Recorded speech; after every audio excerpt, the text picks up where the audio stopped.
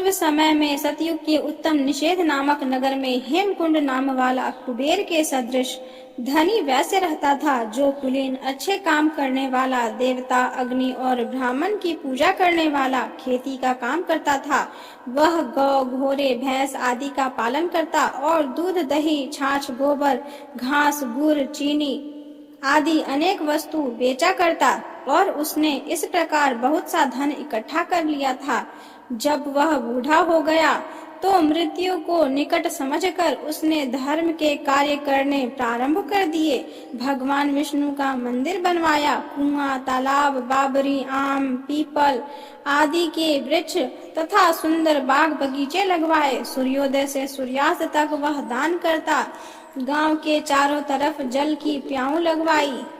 उसने सारे जन्म भर जितने भी पाप किए थे उसका प्रायश्चित करता था। इस प्रकार उसके 2 पुत्र उत्पन्न हुए, जिनका नाम उसने कुंडल और विकुंडल रखा। जब दोनों लड़के युवावस्था को प्राप्त हुए तो हेमकुंडल वैसे गृहस्थी का सब कार्य सौंपकर भगवान की तपस्या के निमित्त वन में चला गया और वहां विष्णु की आराधना में शरीर को सुखाकर अंत को प्राप्त हुआ। उसके दोनों पुत्र लक्ष्मी के मद को प्राप्त होकर बुरे कर्मों में लग गए। वेश्यागामी वीणा और बाजे लेकर वेश्याओं के साथ गाते फिरते थे।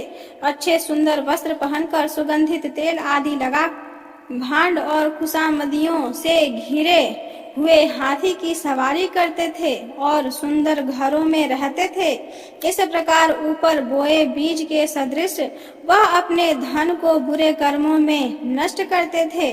कभी किसी सत पात्र को दान आदि नहीं करते थे, न ही कभी हवन, देवता या ब्रह्मा जी की सेवा तथा भगवान विष्णु का पूजन करते थे। इस प्रकार थोड़े ही दिनों में उसका सब द्रव्य नष्ट हो गया और वह दरिद्रता को प्राप्त होकर अत्यंत दुखी हो गए। भाई, जन, सेवक, उपजीव सब इनको छोड़कर चले गए। तब इन्होंने चोरी आदि करना आरंभ किया और राजा के भय से नगर को छोड़कर चोर तथा डाकुओं के साथ वन में रहने लगे और वहां अपने तीक्ष्ण बाणों से वन के पक्षी, हिरण आदि पशु तथा हिंसक जीवों को मारकर खाने लगे। एक समय इनमें से एक पर्वत पर गया जिसको सिंह मारकर खा गया और दूसरा वन को गया जो काले सर्प के डसने से मर गया। तब यमराज के दूत उन दोनों को बांधकर यम के पास लाए और कहने लगे कि महाराज, इन दोनों पापियों के लिए क्या आज्ञा है।